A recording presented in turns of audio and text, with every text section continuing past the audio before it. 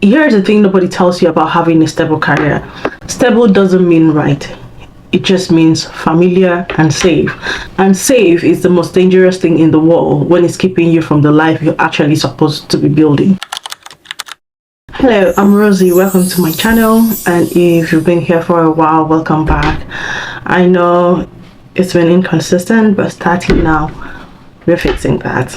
And if you're new here, you found me at the very right time. My name is Rosemary, and this is my story. Growing up in Nigeria, there's a specific blueprint that gets handed to you as a child. Study hard, get good degree, finish up your NYC, and get a stable job, get married, and have a family. I followed it, all of it. I finished my bachelor's degree and went into biotechnology as a quality assurance manager. And honestly, I was amazing at it. But every morning, I would wake up and feel this very, very persistent question. Is this it? I kept trying to ignore the feeling because on paper, everything in my life looked perfect. But here's the thing nobody tells you about having a stable career. Stable doesn't mean right. It just means familiar and safe.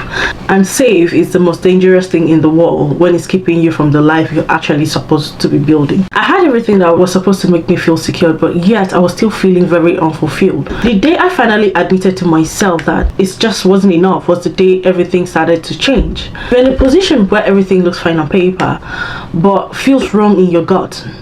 Don't ignore it. So I moved to Sweden.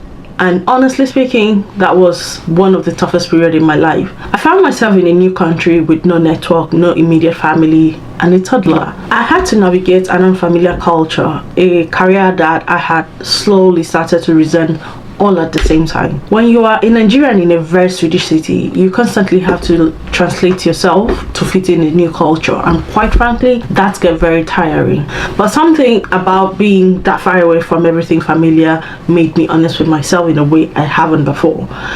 Everything about my life had to change. If you're a person who has moved countries, changed careers, or is starting something new, or is still waiting to feel like you belong here, I'm about to tell you something I wish someone had told me then. After I moved to Sweden, I kept waiting for the moment it will feel like home for a very long time. A moment that proved that I truly deserve to be here. But that moment never came from the outside. It came the day I stopped waiting for Sweden to accept me and started building something that was mine. You don't find belonging by waiting for a place, a person, a situation to confirm you. You build it with your own hands, out of whatever resources you have access to. That's what Lyrics is for me. That's what this channel is for me. I stopped waiting and I started. You should too. If you made it to this point in my video, thank you for watching. Please like, comment, subscribe if you enjoy more content like this. So, as I started building, it all started with a question I kept coming back to. What does it look like when African design meets Scandinavian art form?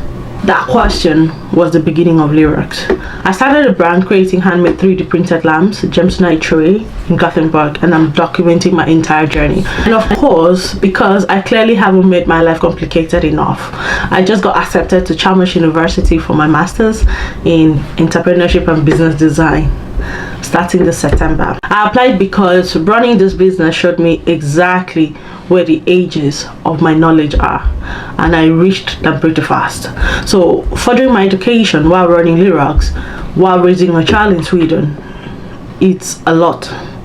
And yes, I'm doing it anyway, absolutely. So here's what this channel is going to be. Every week I'm bringing you the unfiltered behind the scene version of everything I'm building. Lyrics, my master's journey, an honest weekly update of what it looks like to build something from scratch in a country that isn't fully yours yet as a mother. And the thing I care about the most, talking directly to you, the person who has planned but hasn't made a move, the person who keeps waiting for the condition to be perfect or for someone to give you the go-ahead. Nobody's coming to give you that. I know because I've waited, and waiting cost me time I can't get back. Now, I'm not a guru. I don't have everything figured out yet. But I'm starting something right now. I'm building in real time, and I think you should too. So make sure you hit the subscribe button and come back here next week. I'm Rosemary. See you next week.